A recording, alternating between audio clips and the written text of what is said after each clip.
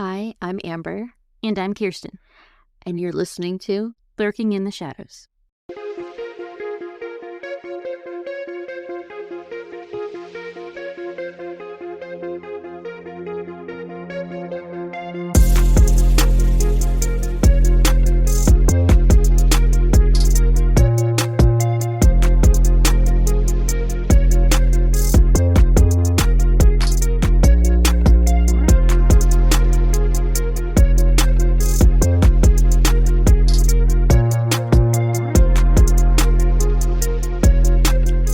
Hi! Happy Thursday. Today is my case. This one was recommended by Kirsten, I think. I don't know how you knew about the case, but I think I heard on Crime Junkie. I think is where I first heard it. okay. I had never heard about this case, and actually, it's really occurred not that far from where I live, so Yeah. yeah. So I was like, ooh, kind of close to home. Yeah. All right. We are talking about the disappearance of Asha Degree. Asha Degree was born August 5th, 1990, in Shelby, North Carolina. She grew up in a suburban home in the metropolitan area of Charlotte, North Carolina. Her family consisted of her parents, Harold and Akila, and her older brother, who was born in 1989. He was named O'Brien Degree. Harold and Akila were married on February 14th, 1988. He worked as a dock laborer, and she actually built pianos for a living, which I thought was pretty cool. That's cool. Yeah. So the kids were raised in a pretty simple house with like strict rules, where the kids got home from school. They knew they needed to sit down, do their homework, get their chores done while the parents were still at work,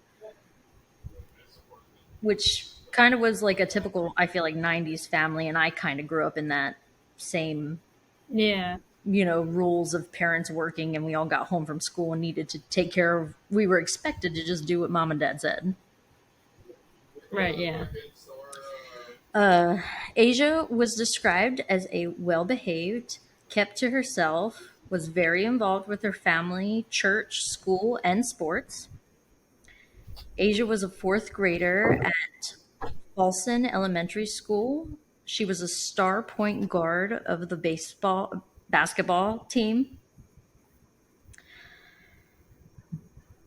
This story starts actually on the weekend of February 11th, 2000, which was a holiday for the kids.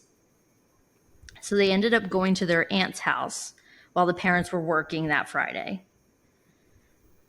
Asia had her first basketball game of the season. They unfortunately had lost it, and she was a little upset about it. But she seemed, she seemed to get over it pretty quick, kid things. February 13th, which was a Sunday, they went to church as usual as a family and spent the rest of the day preparing to go back to school the next day on Monday. Akila had the kids in bed by 8 p.m. that night, and by 9 p.m., a car accident knocked out the power in the neighborhood. By 12:30 a.m., now we're on to the 14th, the power came back on, and Harold checked on both of the kids at this time, and they were both asleep in their bed. Around 2:30. That was 12:30, you said? Yep, 12:30 a.m. So we're on February 14th now. Okay.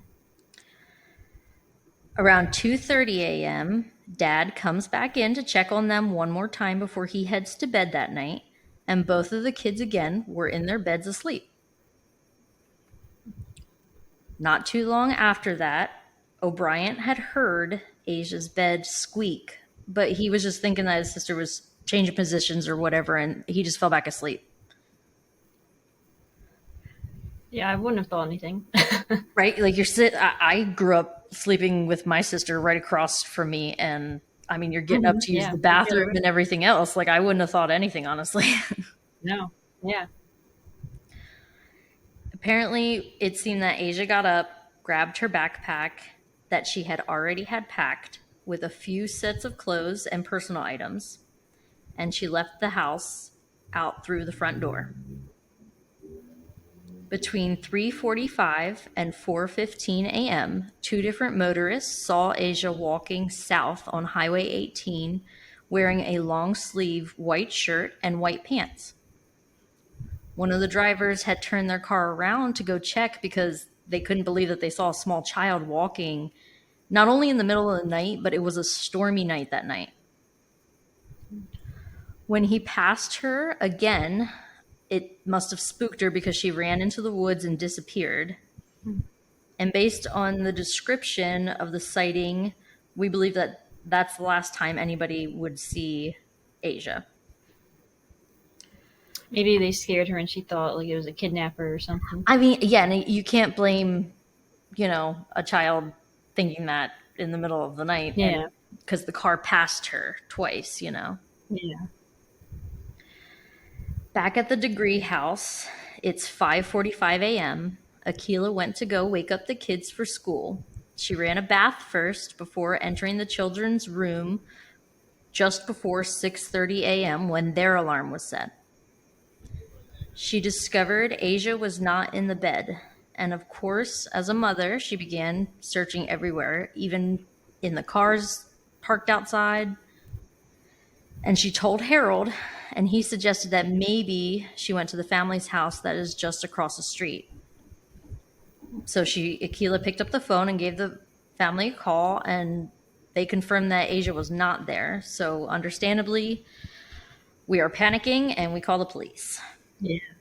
Yeah, I can't imagine how scary that would be. I couldn't imagine. Like, I don't know. I didn't get details on exactly how big this house was, but like, you could only search so much before, like, you just kind of. Right. I couldn't imagine.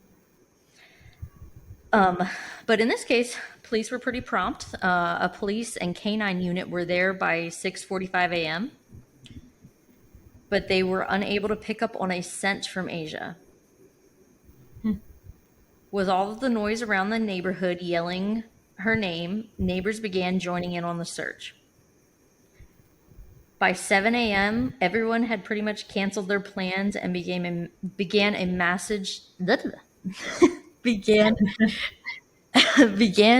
in this massive search that day for this little girl. And like it became a community matter. Like everybody was in on That's it. awesome. Yeah. The Degree pastor came over to the house to offer some support, but by the end of the day, only a mitten that did not belong to Asia was found. At this time is when the drivers came forward with their stories of the sightings of Asia that morning to police, because now it was catching everybody's attention. Yeah. So February 15th, during the search, a shed that was close to some local businesses and near where Asia was last seen was looked into. They entered the shed, and while searching around, it was a small little shed, they wound up finding candy wrappers, a pencil, green marker, and a yellow hair bow that Akila identified as Asia's hair bow. They also found a picture of a black girl around the same age as Asia, and that little girl was never identified. February 16th, of course, Akila has finally had a few days. She got to look around Asia's room to see exactly what she wound up packing. So I have a full list here of what Asia's backpack consisted of when she left that house that day.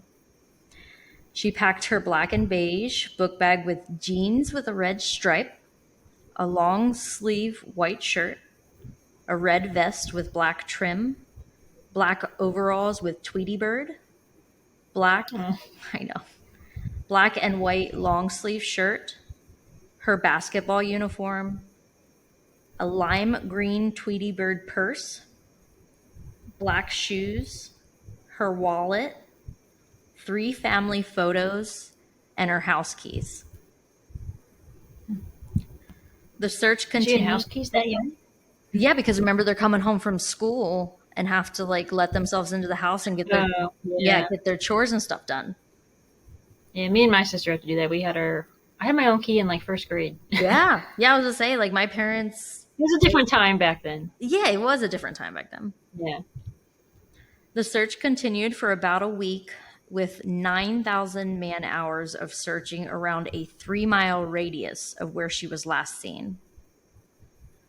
Flyers were distributed all around town, and nearly 300 tips came in, but none of them were the lead that police were looking for.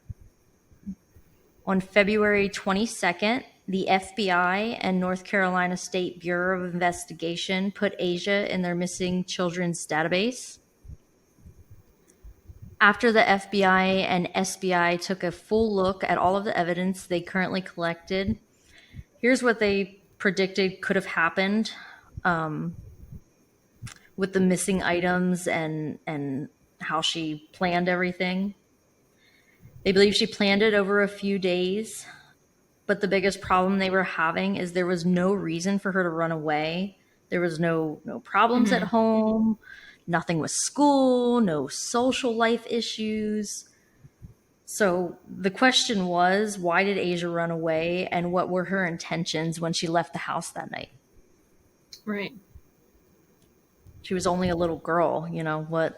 Yeah, like where could she have been planning to go that she needed a few days worth of clothes? Yeah, and I feel like, I don't know, would a little girl at that age really be responsible enough to pack all those items? Right, yeah, I don't know. I mean, I Or was feel, someone telling her what to pack? yeah, that crossed my mind too, actually. That's what I was thinking, is like, did somebody tell her what to pack? Right. But I don't know. And it's really scary to think about, like, was she leaving to go meet an older person? Yeah. It's also like at her age and at this time, like there wasn't internet. Well, there wasn't computers that kids were using anyway. No. So like, how would she have met someone? Like someone grooming her at school? Yeah, that's what I was thinking. Or like, and I hate to say this, but like she was active in church, Yeah, active with true. the family, family friends. I don't know. I mean, kidnappings are often with someone that the victim knows. Yeah. So she easily could have been very comfortable being like, "Oh yeah, let me go pack my bag and meet up with you. I know you." Yeah. After she had left her home that night, the police best guessed is she was either abducted or got lost out there. The Degree Both family, would be very sad.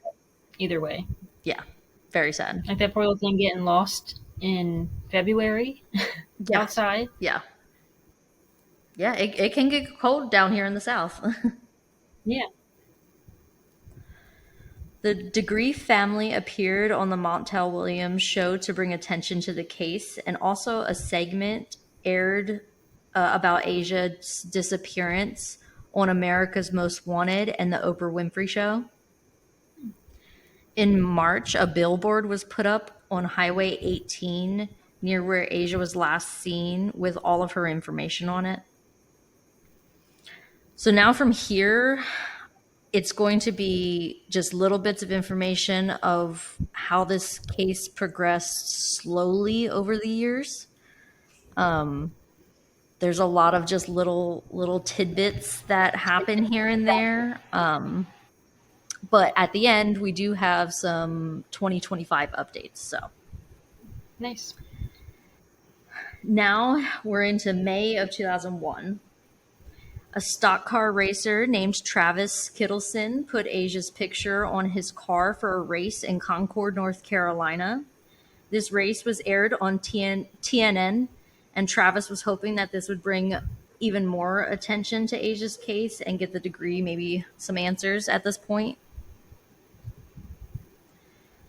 Now into August 3rd, 2001, Terry Fleming, a 44-year-old contractor, clearing a lot for a construction construction site in the same county, but 26 miles or 42 kilometers away from where Asia was last seen.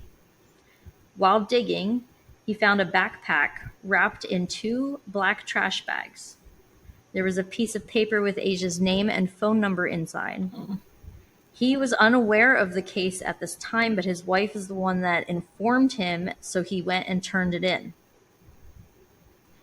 Evidence collected from this item was sent to Quantico to be tested at the FBI lab.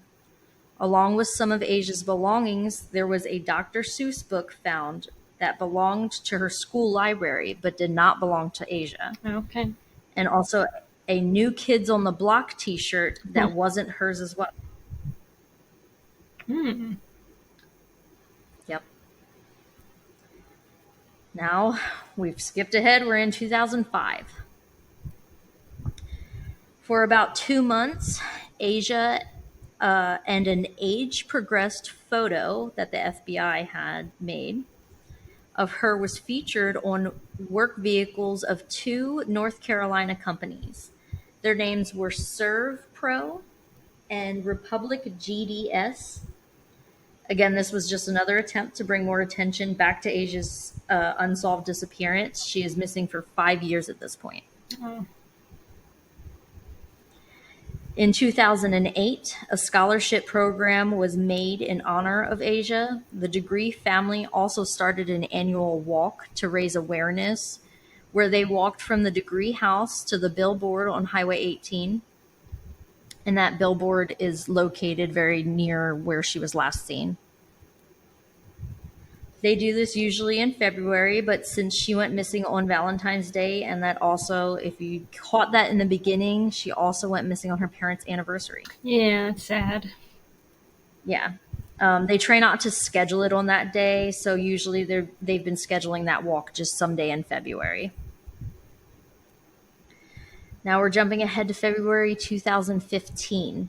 The FBI decided to take another look into this case.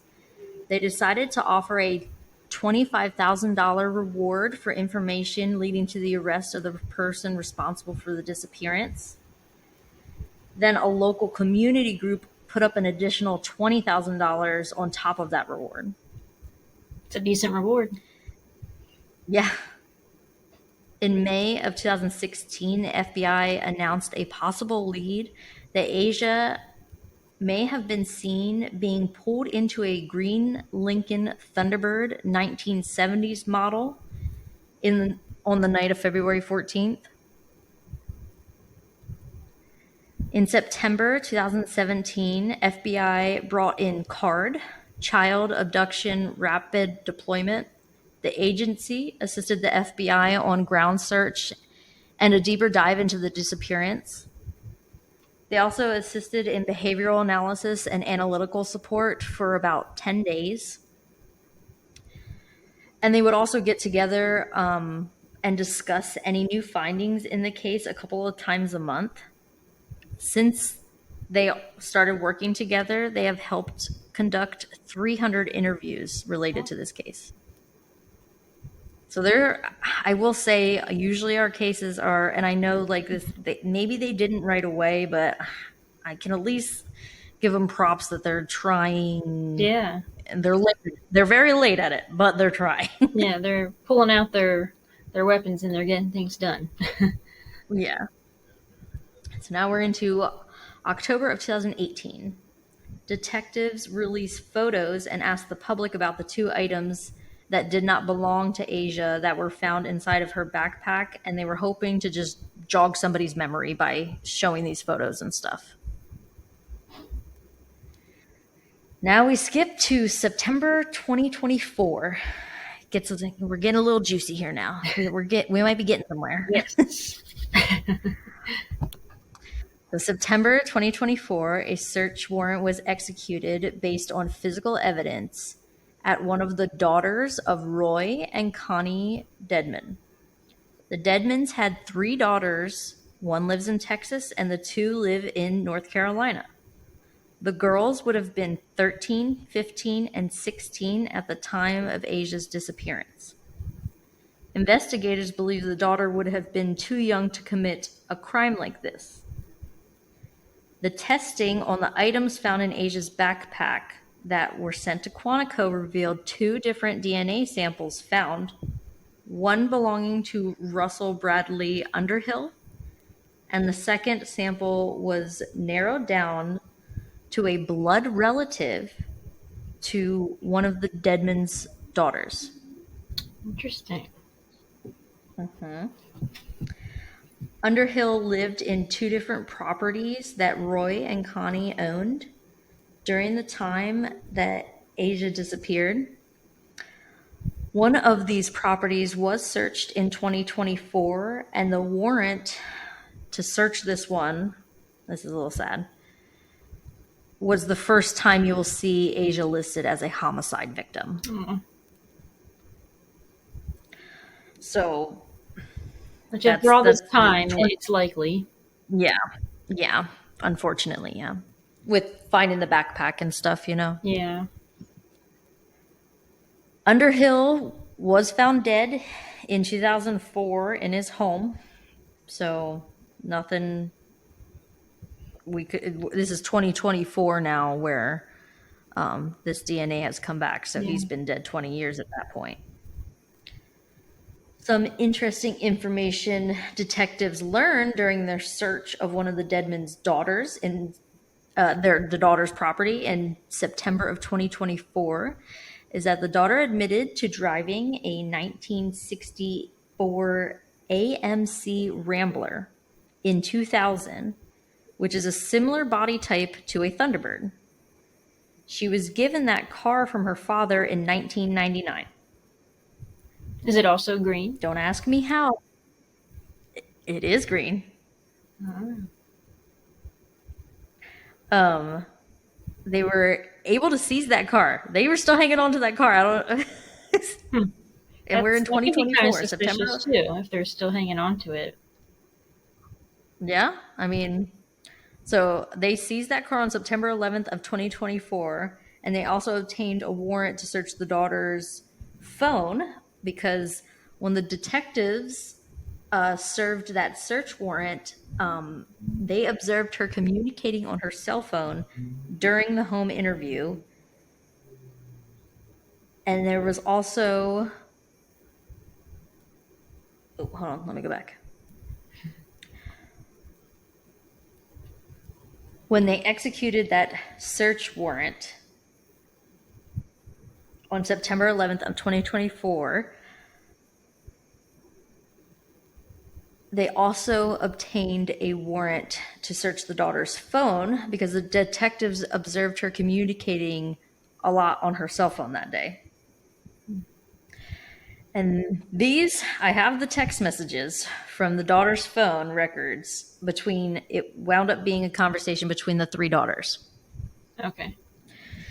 So these are records from September 10th of 2024 of the conversation. And now it'll be, the texts are they just go by letters, daughter A, daughter L, and daughter S. And since this is kind of a long conversation, I'm going to make it easy and just say A, L, or S.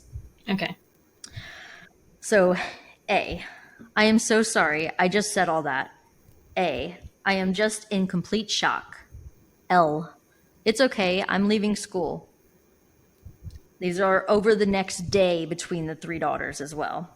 So it's kind of like split up a little bit. It may not flow and make as much sense, but. Okay. S, they think it's our shirt. It's not her shirt. S, her mom said it wasn't hers. S, I don't remember that shirt. I'm scared though. Dad is probably going to be a huge suspect. S, L, can you talk? S, this is a nightmare. I'm like shaking and can't walk now either. A, L, you don't need to be talking to anyone. I'm at the lawyer office. A, now they advise we should all not talk to them without representation. L, this is going to get nothing but worse. I'm talking to my doctor at 5 to get something for my nerves. L, I'm just so worried. So worried. L, I mean, it's a nightmare that's going to keep getting worse. I can see nothing good happening anytime soon, and I'm an optimist. L, there is no way this is going to be okay. L, what's going to happen to me since I won't talk to them? L, I'm afraid it's going to get worse. Well, he told me it's going to. S, I know, girl, I'm a disaster. S, I think if they come at you again, you just go and be compliant. S, that's what I'm planning on doing. L, I think so too. Honestly, I mean, I want to do what dad says. According to, and this is a quote from a news article I got, according to court documents, authorities approached daughter L several times to get her to take a polygraph test, which she refused, and phone records show that she spoke on the phone with her ex-husband for more than 45 minutes, who also refused to cooperate with police. So their dad is dead, right? Daughter, no, he's still kicking. Oh. Well, who was the guy you said died 20 years ago? The person who rented from Roy and Connie. Oh, gotcha. Okay. Underhill. Underhill, He was yeah. renting those properties. Yeah. And daughter S also reportedly declined to be interviewed until a later date. At that time, in September, the daughters refused any kind of polygraph test and would not cooperate cooperate with police. So, what did the police do? But on February 18th, 2025, they got a search warrant for daughter S and Roy Dedman's cell phone. Heck yes. Yep. And our last update that we have is from April 4th of 2025. Police searched the other property that Roy and Connie Dedman owned from 1991 to 2004. And all this is so new that no other further details about this has come out. You know, I do know that the evidence was collected, but we have no answers on what, because it's still so fresh. But Yeah, it's probably still being tested. Yeah, but like, it made me, when I started I didn't realize that there was a new update in this case when I started researching this, until I was like deep diving in, and I was like, wow, okay, like it made me really hopeful. I was Yeah. like, wow, they're still trying. Yeah. You know, so Sounds like they have a lot to work with those text messages. Like, yeah, what is right. going Don't you on think there? they're a little juicy? Oh, yeah, yeah. I thought they were a They little juicy. have the tea about something. Right? Like Like whether they bringing were up the shirt involved thing. with the disappearance or they know who did it. Yeah, One of the two. like, exactly. And saying like, oh, dad's going to be a big suspect. But the police automatically writing off the girls, saying that they were too young to commit that crime. I don't believe that. Right. But at the same time, it's like, how did they know? How would they have found her, known her? Did they go to school together? Like, how, like, it's like, how did, unless maybe they met through church, but then say they lived like 26 miles away or something. No, the backpack was found 26 miles away. Oh, okay. Yeah. So how far did they live from where Asia was? Or where Asia lived? I didn't Google map how far, like, from her address was the Roy and Connie's rental properties. But since, I guess they also found the DNA of Underhill on that backpack, though. Yeah. So I feel like that's a more likely suspect, I guess. But Yeah. I wouldn't write off the girls so quickly. Maybe the girls know something. Yeah, they definitely do, because why are they so scared if they don't? Like, if you're not involved, why would you be so scared that police are searching your vehicle and your phone? And why would you say, I don't remember that shirt? Yeah. Like, they know there was a shirt found. Yeah. Yeah. So. And like they're trying to be like, I don't know, make it seem like it does make it seem like they are involved in some way. But it was so long ago, they're like, man, I don't remember that shirt. Was that shirt there? Yeah. Yeah. Like, I don't know. I mean, maybe because I didn't have any information of like them talking to Connie or Roy at all. Mhm. Connie and Roy don't live together anymore. They are separated. Okay. So, I didn't get any information of them like interviewing him or anything. Yeah. And you know, It is seems this like family white? the Roy and And the girls, the daughters. Yeah. I don't know because I don't even know the daughters' names. It's Oh, that's very right, because they're just private. letters. I don't. Yeah, I don't even know what they look like. I don't know how old these girls are other than, well, I guess we could do the math if they were 13, 15, and 16 in 2000, you know. What was the dad's name again? I'm going to look him up on Google quick. Roy Deadman.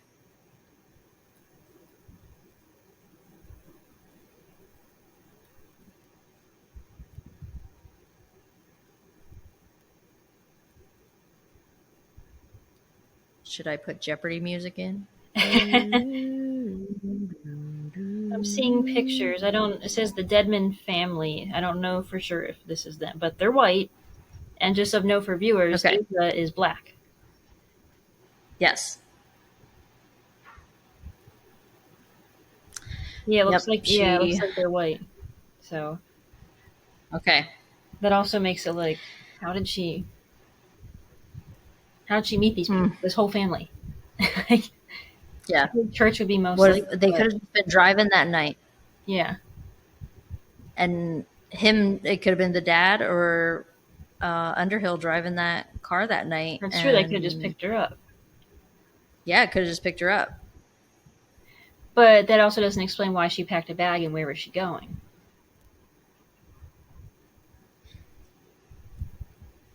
Like for it to be like a random I don't know, dude. I guess maybe road. Do you think it could be, a possibility of wrong place, wrong time for Asia? Potentially, but with this evidence that's coming to light, I don't know. Like that she just happened to run away that night and they just happened to be driving on that road that night and they just happened to see her. Mm-hmm. And capitalized on what they saw as a despicable opportunity, but right. Or was she going to meet them? Or what? Yeah, but why? Yeah, I don't know. Like, what do three white teenage girls need to meet up with? And how old was Asia? Like 6 or something? She was 9. 9. Like, why? That's kind of a far enough age gap where you question, like, why are you talking to or hanging out with this little girl or whatever? Yeah. Yeah, that's too far of an age gap. And also, like, I don't know. It's also suspicious what everything that Asia packed because I feel like, I don't know, if a 9-year-old is packing a bag, that's not what they're going to pack, I feel like. Right, yeah. Like, it does seem planned. Or, like, yeah, it's not like her family was like, yeah, because it doesn't seem like her family was any kind of like, I don't know, she wasn't packing for like survival or, right. you know, like there she were no wasn't snacks that they mentioned being found or taken. No. They had candy wrappers. They saw the candy wrappers in the shed. Mm-hmm. But it was Valentine's Day, so she probably had some candy from that. Yeah. Yeah, probably. Yeah, so, yeah, I don't know. But hopefully, I guess, look out for maybe, I'm like, fingers crossed, maybe in the next year they could pound out some of the DNA testing and maybe we could get some answers. You know, I feel like that would be awesome. What they have, it sounds pretty promising that this could be solved. It does. I know. And like, this is the first case we've done of like somebody who's been missing for so long that kind of like isn't solved yet, but kind of sounds like it could. Like, I kind of got excited about it. Like, but based on the text messages, these girls have a guilty conscience, it sounds like. It sounds like that to me too. So if they do get the evidence that, yes, they all were involved, we know this for sure, maybe one of them would come forward and say where her body is. Yeah, I hope one of them cracks, you know, and does the one girl right wanted her doctor for anxiety meds over it. Like, yeah. That's, I mean, I don't know what else screams guilty. Right. You're not going to do that to guilty of something. Looked at your phone or looked at your car if you're innocent. Yeah. You're not going to be, you know. Yeah. Guilty of something. You know? Yeah. I hope it wasn't like a whole family affair, you know? Like all these people are involved in some way. Ugh. That would be terrible. Yeah.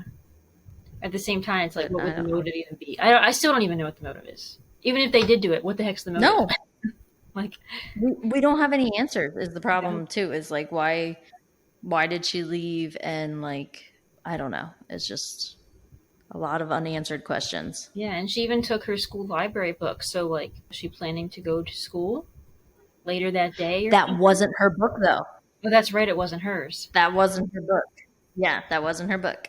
So I wonder where did that book come from? So that was, where did the New Kids on the Block t-shirt come from? Yeah. In her backpack, these kids did go to along school her with travels. Her. I don't know. I don't know either. So many unanswered questions in these. It's tough. It is. But I'm going to say it now. We will be giving an update in the future for Asia's case. I'm putting it out there in the universe. Yeah, I feel very hopeful about this one. There's something there. Yeah, me too. So oh God, I blanked. Make like a shadow and follow us on Instagram, Facebook, and YouTube at Lurking in the Shadows Podcast. Check us out on TikTok at Lurking in the Shadows Pod. If you have any comments, questions, or cases, send us an email at lurkingtheshadowspodcast@gmail.com. And please like, share, rate, comment, subscribe, everything. That will help us get our name out there, because we're really passionate about this project and we want to be able to share these stories with as many people as we can. So keep looking around for our next episode. Bye. Bye.